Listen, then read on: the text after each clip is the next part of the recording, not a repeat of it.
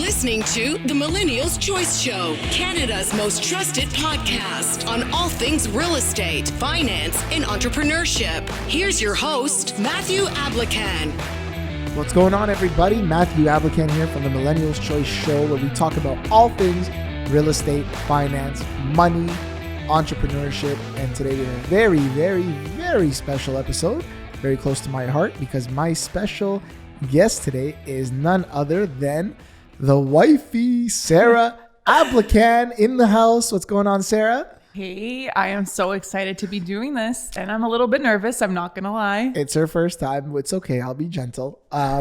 Today we have a very special episode. We're talking about millennial trends and trends when they specifically referring to real estate and finance and money and marriage, because we just went through it ourselves. We did. And I think it's going to be a great episode. How about you? I think so too. I'm excited. All right, let's get into it. What was the first thing you said to me? None of this is scripted, so she's laughing. What was the first thing you said to me when I showed you where we were going to live? Oh, I was so upset. I was super upset. Why? Just because I have a lot of stuff. I'm a girl who loves a lot of clothes. I have a lot of things I'd be bringing into it, and it just was hella small, honestly. Yeah, and let's just paint the picture for our listeners. Yep. Who are listening to this. They're not able to really visualize what you saw, but this is what happened. I started real estate investing when I was very young, and I love real estate investing. I've invested in condos, I've invested in townhomes, I've invested in commercial properties, I've invested in land. And this is something where this point in our lives, we had to make a decision. We're getting married. Are we going to go buy the starter home or like the forever home? Or are we going to just settle for something for the first couple of years, maybe until we have a kid, and then go into that home or start looking for that home? And I showed Sara one of my Toronto condos that was vacant. Beautiful view, doesn't get old of the skyline. It's right? Beautiful. Lake Ontario, unobstructed, high floor. And I was up at 4 a.m. a couple of nights ago, and the sun was starting to come up, and it looked really cool. But this was one of my condos that became vacant during COVID, because a lot of people left Toronto and the vacancy rates went up significantly. So there was a lot of empty condos in Toronto, and I started getting it ready. So I took the carpet out. I matched the floors. I set up the balcony with some of those those modern tiles type of thing. And I did a few things to it, painted it and changed the light fixtures and, got it ready. So then I show Sara, and it's a 550 square foot 1-bedroom condo with parking, and she was not having it. She was throwing a fit. I was so disappointed. She was so disappointed. I'm like, listen, babe, we're going to have to, compromise a little bit, because I don't want to be, and this is where we get into the trends, okay? I don't want to be the guy or the couple that buys the home and then we become house poor. Absolutely. You're going to spend $1.2 million on the house that we wanted in Vaughan. It's like a 3-bedroom, single car garage, detached home. Anything over $1 million for you listeners out there, you got to put minimum 20% down. Mm-hmm. Okay. So $1.2 million, the down payment's $240,000. All right. Let's just budget another like $50,000 for things like land transfer tax. There might be a lender fee to pay the lender when we get a mortgage. Because I might not qualify to go to a bank. And if you don't know the differences, we have other episodes about that. And then there's lawyer fees as well. So I said, we're going to put about $300,000 into this, and then it's going to cost us like $3,000 to $4,000 a month, with utilities and things like that. Maybe a little bit more with property taxes. I go, Sara, we're just going to honestly work every month just to pay that mortgage off. It's going to distract us from other things. And once I broke down the numbers, I shared it with Sara. She's a very smart woman.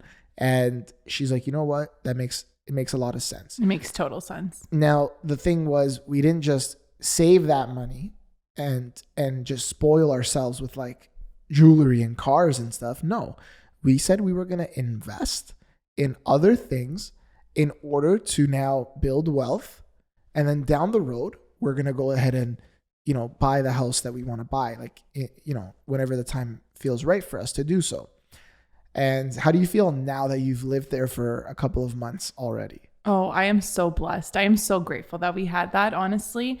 First of all, it's perfect. I was just being a little snobby in the beginning because it was little. It wasn't what I expected, but honestly, looking back at it, no, it's so perfect. It's perfect for us. It's just us two. Even if we have guests and things like that, it's perfect. It's really cozy. There's less to clean, to be honest. So that's definitely a really great thing. Huge benefit. And we're barely there. Like, and the reality is we leave home early. Yep. Like, we're producers. We leave early. We come home late. Yeah. As we're recording this, we've been up very early this morning, and we're going to leave the office around 8 p.m. Yep. So we just use it as a place to pretty much sleep. Exactly. And while it's just us two, we can take that advantage and just have it there. And that's it. When the time comes that we need to move out and have something larger and that fits better for us at that time, then we do it. But right now it's perfect. I was speaking with a couple of clients yesterday, and I had already spoken to them prior to this meeting, and they're both together. It's a couple, and they're both on board. They're on the same plan where they don't want to buy their forever home. Okay. First of all, it was way out of their reach. Okay. And they could have made it happen, but they would have been really stretched out. But now they're not buying the forever home. And they want to invest. Right. They want to buy investments, and they want to create wealth just like us. And eventually they're going to be able to buy the home that they want, if not even a better home.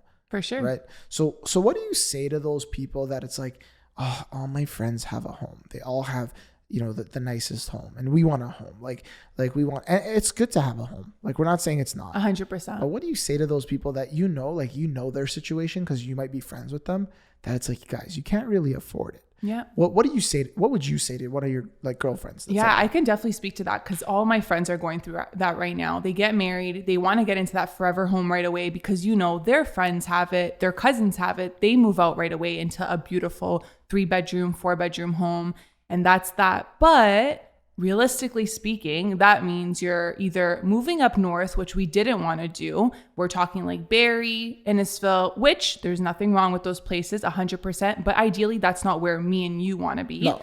So if we're going to work towards that, then I would rather work our bums off right now and also invest our money where we can right now so we can make a little bit more money. And then when that time does come, we can actually find a home of our dreams here in Vaughan, or somewhere that we do want to move, which doesn't mean that we're going to be out of the way to friends or family members. Work. Exactly. Right now, I have so many friends of mine who have moved up north, have the dream home that they love, 4 bedrooms, 5 bedrooms, 2 garage homes, but they are initially sad. They're very depressed because they don't see their family members. They don't see friends as much as they want to. And realistically speaking, they're up there and it's just them. It's literally just them, unless you're making friends with your neighbors, which there's nothing wrong with that. But when are your friends actually going to drive hours to come and see you during the week or even on weekends? People don't want to do that, right? No, especially during wintertime. Exactly. You used to live in Innisfil. We could speak to that. You used to 100%. live for 4.5 years or 5 years, I think.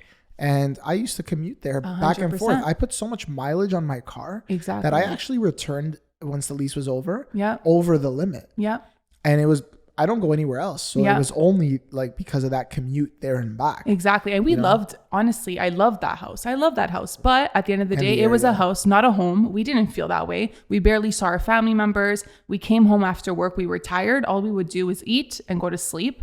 Realistically speaking, that's not what I want for us too either, especially when we have our own family and stuff like that. So I think honestly, ultimately, I think we made the best decision for us right now. I think so too. Yeah. I mean, there's a lot of millennials. I do support this for certain people if it works, where they have their parents' home is a fully set up like separate apartment, basement apartment, and they could live there and they have their own privacy and stuff. I do support some people who do that. And they just save money. I know you don't, but but I support that. Like for them, it works. For sure. For me, it wouldn't work. And I mean, if you can do that, and I mean, props to you if you think that's a great idea, and if that's the only way you can do it. by living with your in-laws. I mean, there's nothing wrong with it. I guess there's nothing wrong with it. I prefer just living on our own. I want my own privacy. It's more of a preference thing. Yeah. I like my space. 100%. I like my own space. 100%. You know what I mean? The thing is, the important thing to remember is we all need a place to live. Yeah. But it's also equally important to not fall into the trap of like keeping up with the Joneses. Yeah. Where you're trying to just, do something because you feel pressured to do it. 100%. Or everyone else is doing it. Everyone's doing it. I like to have like that contrarian point of view, like do the opposite of what everyone's doing. And I'm so grateful. I love our place. Let's shift focus a little bit to money, right? Sure. So we know millennials love, not just millennials, but we know a lot of millennials who like, you love to eat out all the time. People love to order takeout. And I think at one point I had a breakthrough moment where I looked at my credit card. It was like an annual statement. This was years ago. Yeah. And it said something like 26,000 was spent on food. I'm like, 26,000 on food? Insane. Like our producer is looking at me like, what the heck were you eating? Like filet mignon every day. I was going to say, because you don't go to the basic restaurants. You also go to really good restaurants. Okay, now she's exposing me a little bit. But I do, I spent that much and I was like, what the heck, and I know a big portion of that was like meals and entertainment with clients and stuff, but at the time, but still, even more recently, as I'm like, okay, I got to cut down on my weight. I got to be a little healthier and things like that. I want to have that vitality.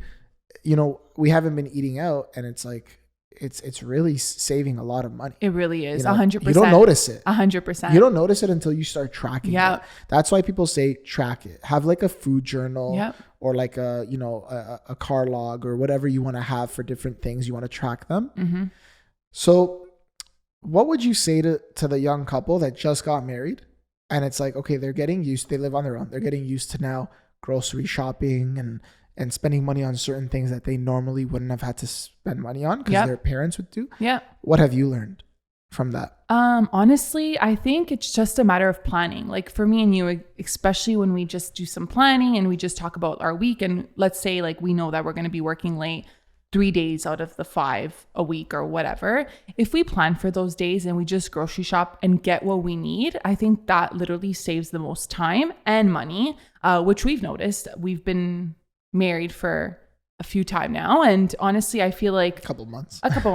And I feel like we're just learning that. But as time goes on, we can really see like, okay, what do we actually eat? Am I going to spend money and it's just going to sit there and get thrown out at the end of the week? Right. You know what I mean? It's all about just planning and just making sure that you know what you're getting. And also something that I'd advise to everyone, stop going to just, like if you have a grocery store right next door to you and that's where you choose to go because, it saves time and it's right next door. You know what? If you're spending like $300 when you can spend $100 by going somewhere else, go somewhere else. There's nothing wrong with going down the street to somewhere else where it's still as good, but you're spending less every week. Do your research type of thing. I know what you mean. Yeah. We're definitely not, and there's nothing wrong with it, but we're definitely not like, focusing so much on, okay, this place has this for sale. This place has, we don't. We also want to be efficient. Of course. But the point is like, if you could get a real, for the same thing, you get a better deal just down the street, it's totally worth it because right now, inflation has caused prices to go up and groceries are super expensive. 100%. They're more expensive than they've ever been. Yeah.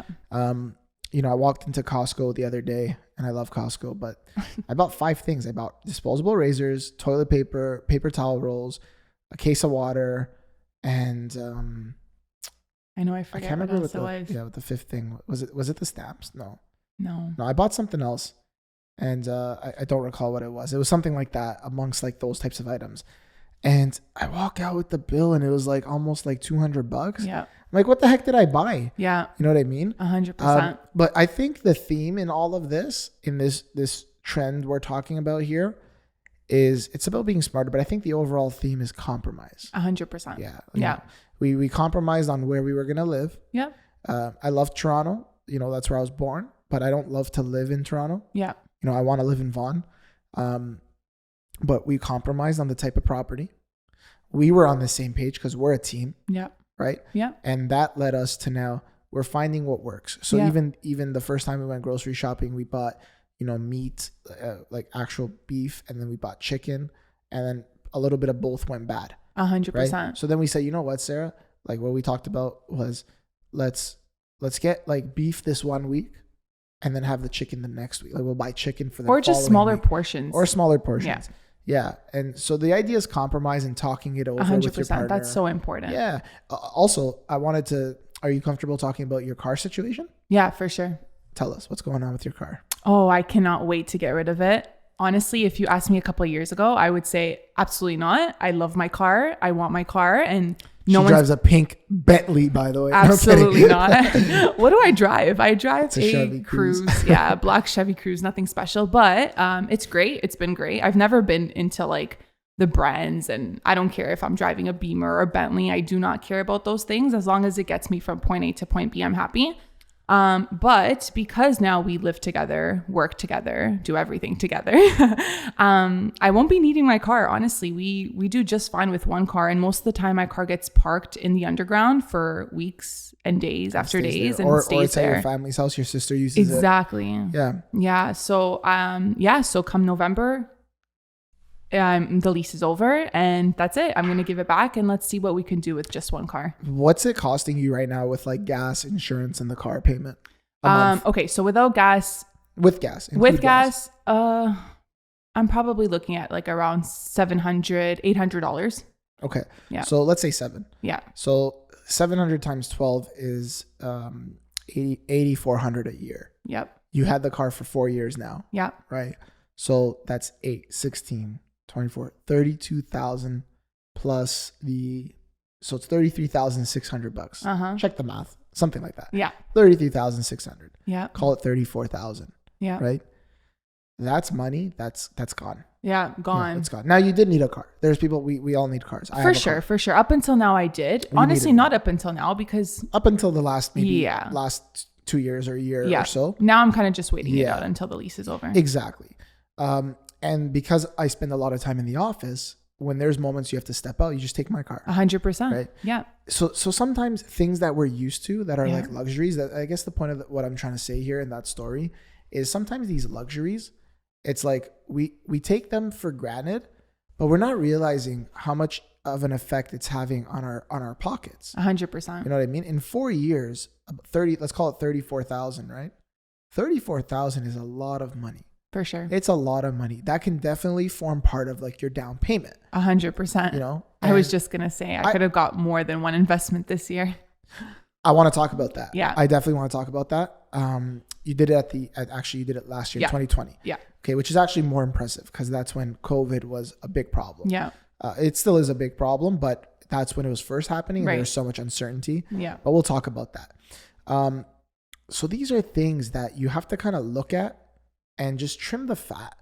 You know, where do you not need to be spending money, wastefully? I was just going to say, at the end of the day, it's not about being cheap. It's at about all. knowing like where you're spending it. Like if you just keep on spending it, for example, something like this car situation, it seems so little. Actually, it doesn't seem so little, but as you're paying it monthly, it's kind of like, okay, whatever, I have to. That's my car payment. I already put it to the side because I know I need to pay it. But if realistically, when you break it down and you add up the numbers, it's crazy. Like imagine like how much money over these 4 years I've spent on a car. Yeah. We just did the calculation. And the other thing is where a lot of people don't feel that they don't think about this is it's not just the money you spent. If you ever want to go get a mortgage or you want to get a loan, like a line of credit or something, the car payment shows up as bad debt. Yep. It shows up as debt that you have to pay every month, and that limits your ability to borrow. Yeah. Okay. So it's one of those things where you're just trimming the fat. You don't need this. It's not important. And now all of a sudden that $700 can get allocated somewhere else. It could get allocated to the monthly expenses of the condo. Exactly. It can get allocated to paying down any debts. Of course. It could just be put into savings for a future investment. 100%. There's so many things you can do with it, right? Yeah. Can we talk about how you got into investing? Yeah, for sure. Can you tell us the story of what you did and how you were so upset about it and you were crying to me and yeah, so she's like, thanks. Thank you so much for that. So a few months before we were getting married, we started talking about just expenses, our financial situation in general. And to be very honest, I have always heard Matthew or you and your team talking about credit and the importance of credit and all that. And to be honest, I just never even considered looking into mine and seeing what was there and what was not there. I knew it wasn't going to be the greatest just because I was all over the place with my cards and stuff, and I just wasn't taking it seriously. But so you're referring to your credit score? 100%. Yeah. And I knew that I just needed help. So that's when I like freaked out. And I remember I was so scared to tell you. And I was like, I don't know if this is going to either make us or break us, but I need to tell him because we're about to make things really official. And yeah, so that's it. So then we looked at my credit score. It wasn't as bad as I thought. Hang on. Yeah. Back up a bit. Yeah. You went to a place, don't name it. Yeah. You went to a place that was trying to get you to take a loan. Yeah. So basically, yeah. Okay. Don't name the place. For sure. We don't want to embarrass them. No, for sure. So I went somewhere where I actually got a referral from someone.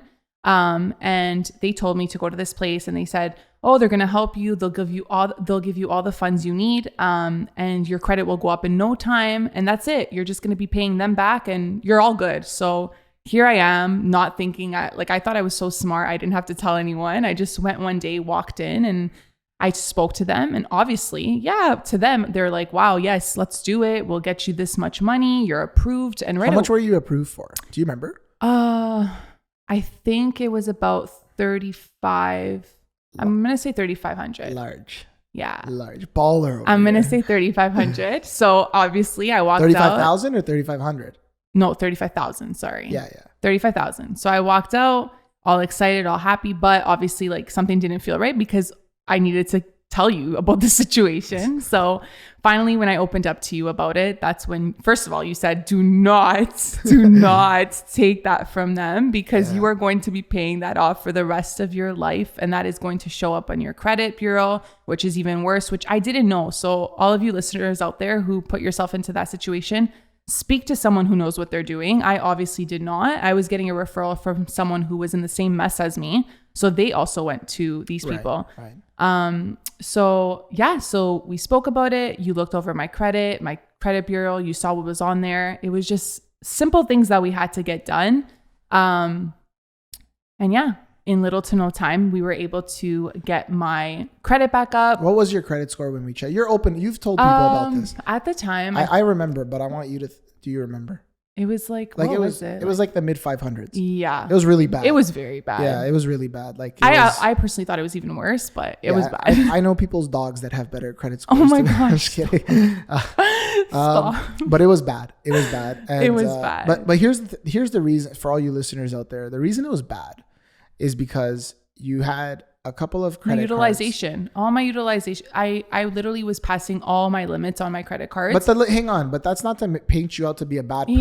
Yeah, for sure. Like your limits were 500. Yeah, your limits were 1,000. Yeah, I was gonna get to that. My limits were so small. Like for example, I had one credit card that the limit was $500. Yeah. I had another credit card that was like 1,000. I remember you had 1,000. Yeah, I had one that was like $300. 300. Something. Yeah. Like that. When I got the car, like I got a credit card with it right away. Like it was like free. They were like, yeah, you got approved for it. And it was like $300 or something. And so I literally was paying those off like the minimum payments, but that was still taking up like more than 80% of what it actually was. It was the utilization of the cards that were literally. That was the problem. So like whenever you utilize about like 35-40% of the card, like that should be the absolute limit. Yeah. And then you should be paying off the balance, not paying off the minimum payment. Exactly. You should be paying off the balance because if you only make the minimum payment, interest starts to compound and then you start paying. All it means when people say compound interest is you start paying interest on top of interest. Exactly. So it's hard to pay off the balance. Okay. So when I looked at Sarah's credit report and her score, I helped you out right away. Yeah. Pay these off quickly. Yeah. Pay them off in full. Forget the minimum payment. Yeah. Pay off everything in full. And within 60 days. I think it was less, to be honest. But it was like 45. Yeah. But typically within, like, what happens is, let's say on June 20th, you make all the payments. Yeah. The next cycle for your credit to improve, let's say on June 20th, you make the payments. July 1st is the next first of the month. So you have to wait until the first of the month. And then 30 days later, which would be August 1st, okay, then that's the next cycle. August 1st, even though you made the payment in June, would be when your credit gets better. Exactly. So something like that. So we waited around 45 days to 60 days. And then do you remember we checked your credit again? Yeah. Like right away, we checked it again. Do you remember it? Yeah. It was like was it 710? Yeah. It was like 707. Yeah. 710. 707. Something yeah. like that. Yeah. It was a really good number. And that's a very good number. Yeah. So at that moment, one of the lenders we worked with, so this is how Sarah gets in turn. Tell them what happened, but don't drop the name of the lender and stuff. Like, yep. So one of our lenders had a promotion for it was 50K, right? Yeah, $50,000 line of credit. Yeah. And so we got that right away. Obviously, I'm not going to spend it on useless stuff. And it was dependent on your credit score. 100%. That was our goal. Yeah. So they basically said that if you wanted to get this line of credit, you had to have a credit score above 700. Yeah. So ideally, that was our goal. That was what we were trying to do. So finally, it was at 707. We went there, we got it, and all was good. And then I think that week or maybe a week later, that's when we purchased my first investment, correct? I don't remember. It was very close. Yeah. So I don't remember exactly, but it was when we launched the project in Vaughan, the Bayhead district in Vaughan. Exactly. Which you're open or you've posted about it. And we work closely with that builder. Yep. Where you said, you know what, let's do it. Let's do an investment here. Yep. We got the condo there, and you were able, while you're working now, you have no debts. Yep. While you're working, you have the line of credit, the $50,000 to sustain you for the first part of whenever you buy pre-construction, there's a deposit you have to pay. Yep. It's your money. It forms part of your down payment later on and your closing costs later on. Exactly. And you had the $50,000. So you're like, I have that. That's like more than half of the deposit. Exactly. And it's not all required up front. No. There's a payment plan. And in this case, it was a 2-year payment plan. Yeah. So you had the first year covered. Yeah. So now you have a full 12 months to cover the next payment. Exactly. And you're working. I'm working and I continuously just put funds back into the account. You're paying off the line of credit. Exactly. Yeah. And the rates were super low. Super low for the line of credit. And you were able to secure something. So now when the time comes where the deposits have been paid off, you've paid down your line of credit significantly, if not most of it, or all of it. I'm getting another one. What happens is you're probably gonna close. The strategy is to close the condo with the builder. You become the official owner of it. You probably want to rent it out to someone. Right? Is that the goal? That's the goal. And then now the condo has already gone up in value. It has, especially because, so for those of you who didn't hear, I purchased a 1-bedroom unit at Abeja. One bedroom or 1-bedroom den? No, I think I got the 1-bedroom. Got it. Yeah. Okay. And so it's right across from Vaughan Mills Mall, which is literally down the street from the new hospital they opened up. So up the street from the subway. Yeah. So super amazing location. We've already seen value in it. How much has it gone up? Do we even know? Yeah, I would say, conservatively speaking, like 50 to 70 grand. Yeah. And it hasn't been a year yet. Yeah. So I got at the first tower. First tower. Right? Yep. Yeah.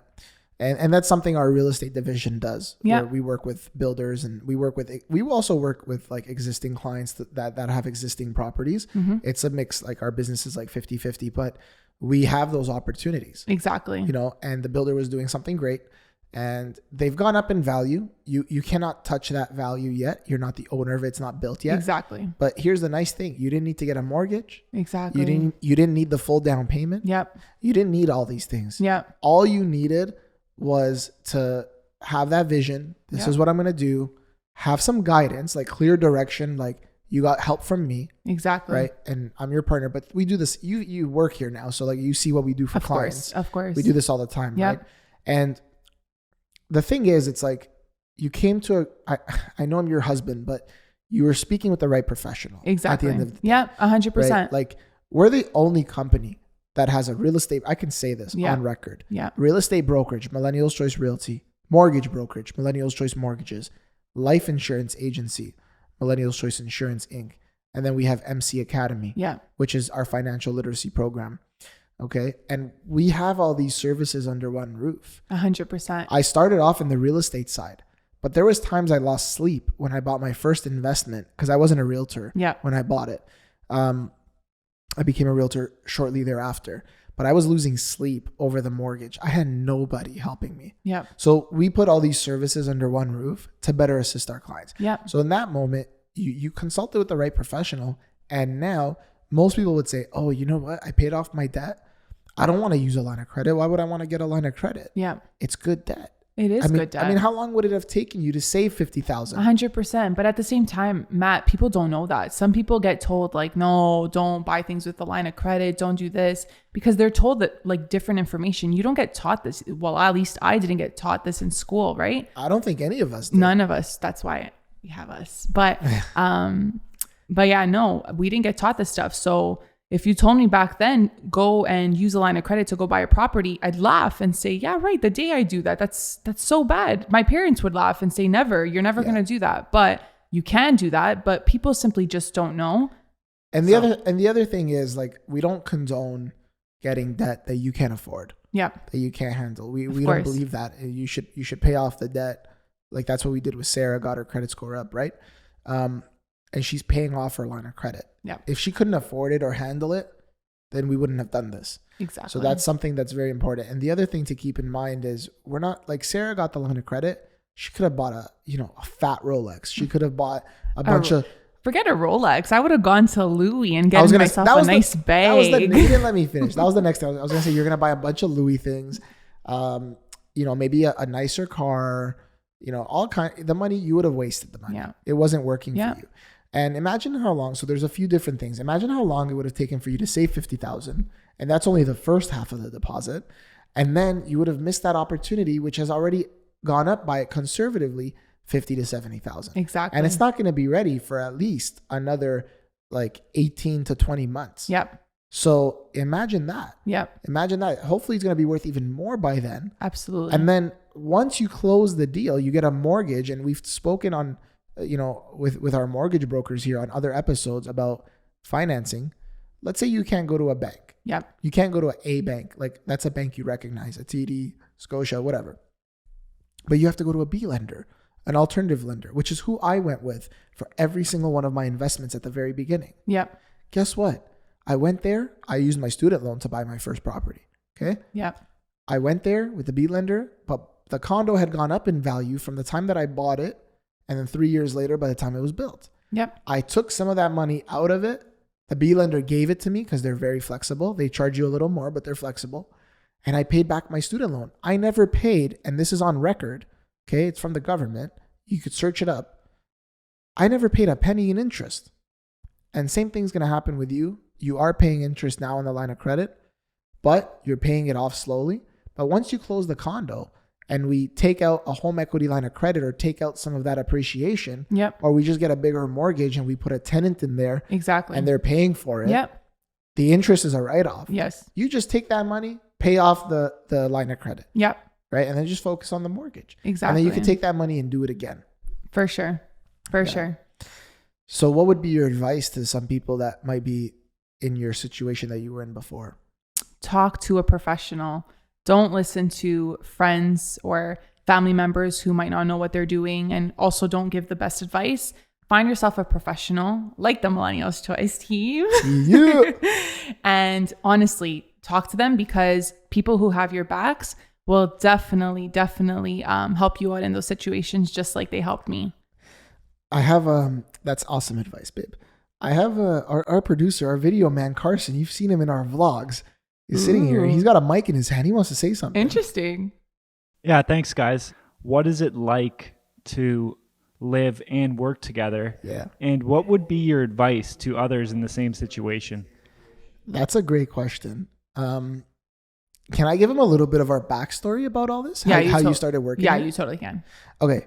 So Sara is a social worker by trade. Yep. You know, she has one of the hardest backgrounds like to be in. Like, kudos to you. So she had a really good position at a job somewhere, and I was starting up now my own real estate brokerage. So I've been a real estate broker for almost 9 years, and now it was time to leave the nest and start my own. And I'm like, Sara, can you help me part-time, like a couple hours a day? Like, in between, she had a break. And I'm like, can you help me out? She said, yeah. So I always wanted her to work with me full-time because I can trust her. The problem was I've watched too many shows and movies, and I didn't want her to be like 40 years old and this like bitter, like depressed person. Woman, toxic person that's just gonna say, you made me give up on my dreams. And I didn't want that. Okay. So I said, if Sarah's gonna work with me, Sarah's gonna, choose that for herself, and she's gonna come to me. That was what happened.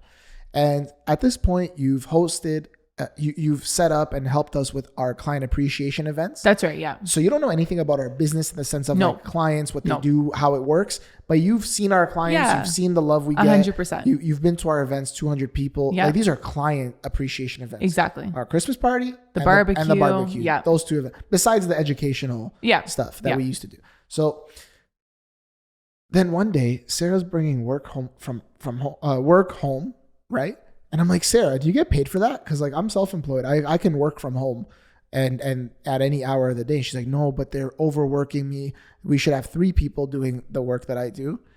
And then I just left it at that. And then one day she just came to me and was like, listen, if I come work for you, can you afford me? I'm like, yeah. I'm like, of course. I'm like, I'd rather pay you than pay someone else. And obviously this is before we got married, and now it's a different situation. Yeah.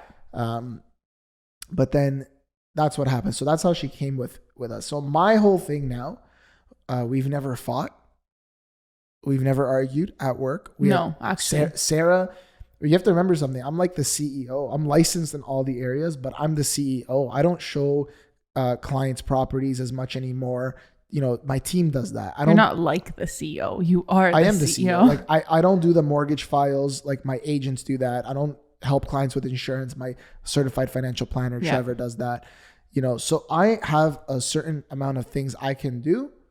And then what ends up happening is my team does the rest. So Sarah is the same thing. She's a team member and she has her roles and responsibilities, and that's what she does. Exactly. And it's so funny because people often say like, how do you guys do it? How do you do it? How do you work together, live together, and still not want to kill each other at the end of the day? Yeah. To be honest, how many times do we go home and like, don't you feel sometimes it's like, how was your day? Do we often ask ourselves that because we don't have time? Was your day? Yeah, we don't have time like to do that. 10 feet away from me. At a lavish looking desk, better than my desk. It's a beautiful desk. And you know what I mean? Like, she's the front center. She's the first person people see. And we'll be having dinner. We'll be like, so how was your day? Like, and we're working in the same Literally, place. Yeah. So that's the thing. And then she has her full autonomy. Don't ask me for your lunch break. This goes for all my staff. Like, don't ask me for my lunch break, your lunch break. And don't ask me if you could go to the washroom, and we don't smoke. So like, there's no smoking breaks. Yep. But like all these things, like we're people, we're humans, we're adults. You have a job to do, figure it out. And if you need help, ask one another. But other than that, like, I expect everyone in here, even Sarah, to be independent. 100%. How do you feel working with me though? That was me talking. I love it. I absolutely love it. I really love it. I love it because I know how passionate you are. You're so driven. If there's anyone I'd rather be like, it'd be you. So I definitely look up to it as well. I've always have. Even if you kind of look down to it, you're taller. You're right. I do. You had to throw that in there. But no, honestly, even before I started full-time here, I absolutely loved it. There was always something in the back of my mind that said, how can I do this full-time? Even when I was doing it part-time, a part of me just didn't want to let go of the whole social work field and just stop doing that for a little while. But honestly, it came the time where it was perfect. Then we got into COVID. Actually, we got into the time where they were going to lay me off. And they were actually shortening my hours, but I was still working from home, like you said, not getting paid. I would take home files and cases and not be getting paid for it. So yeah, it was just that time where I couldn't separate both work and home. And I just felt like it was a great time. And I was getting more and more involved with what MC was doing. So I felt like it was like the perfect timing. Yeah. And I never want to look back. No, we've came so far now, and it's good. It's exciting, and the best days are ahead.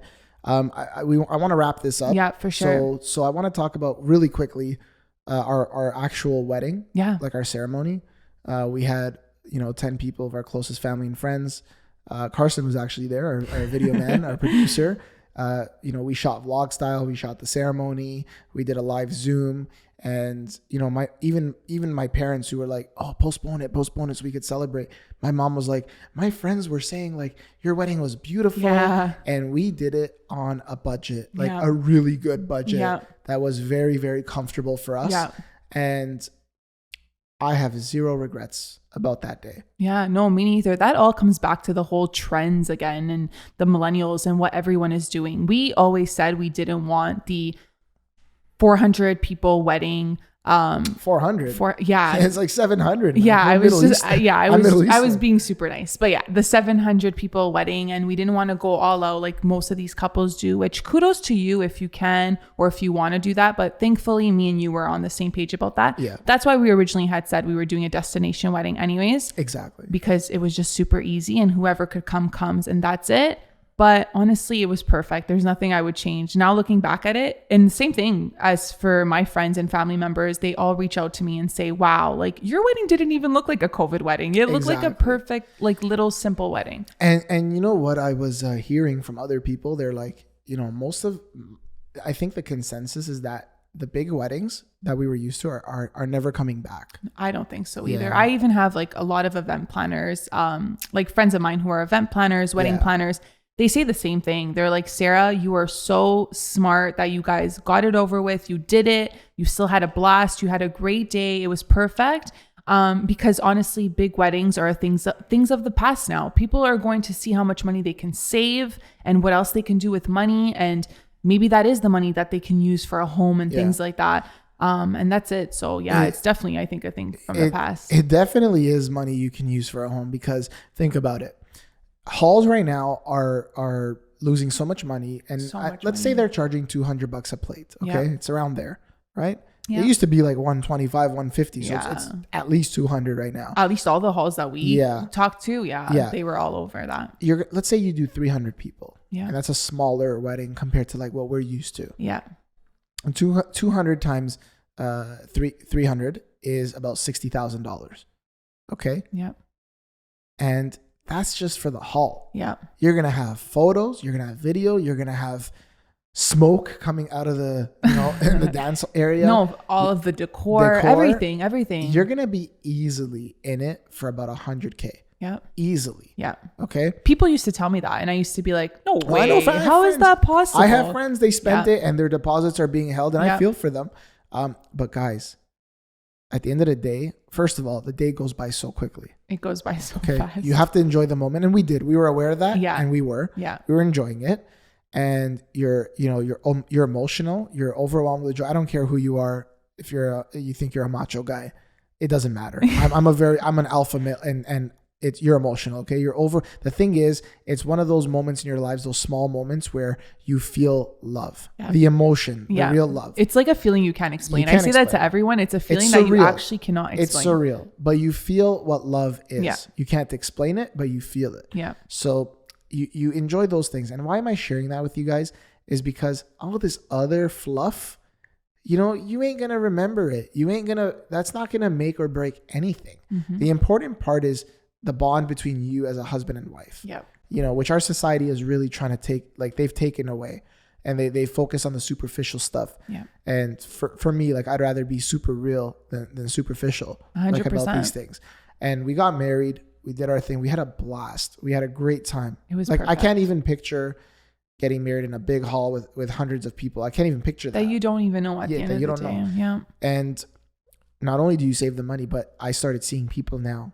They've been asking you for help on how to plan their wedding. Yeah. And if you guys many people. Yeah. If you guys want to watch it, there's a vlog episode on our YouTube channel, the Millennial Choice channel. But it's important. And today's theme was millennial trends on real estate and money. And we touched on some topics like weddings and marriages and food and housing and all these things and lifestyle. And I think the best thing about this whole thing is that we don't make decisions without consulting with one another. 100%. There are some decisions that like you make we've talked about, you're responsible for. 100%. And same thing with me. Yep. Like I'm not going to consult with you about the office and what to do at the office. Obviously. Yeah. Like, that's the business. 100%. And you're not going to consult with me on whatever you got to do. Like, it's 100%. Right? So the important thing is, what I was getting at is communicate. Yeah. Communicate. You're going to compromise, good compromises, and then have a long-term vision of what you want your life to look like. Exactly. Right? Yep. Do you want to leave any of our listeners with some of your final thoughts? You did a great job. This was your first time ever. Honestly, Great I was job. very nervous. No, you didn't seem nervous. It was great. Do you But wanna no, leave it was them? great. You want to leave them with anything? Any other advice? Honestly, We covered it. the only thing I can say is communication is key. Yeah. With anyone, any partner, whether you're dating, getting married, whatever, like Matthew said, communication is definitely key. Before you do get married and take that step, make sure you guys communicate and just be open with one another. Just the same way we were open with our finances, with our credit, with everything. Just be open so nothing comes as a surprise. And that's basically it. Yeah, I agree. So if you guys want more information about any one of our companies, you know, we do real estate, we do mortgages, life insurance. We have financial literacy programs. If you're a teacher, you want to bring us into your schools, you can reach us at info@millennialschoice.ca.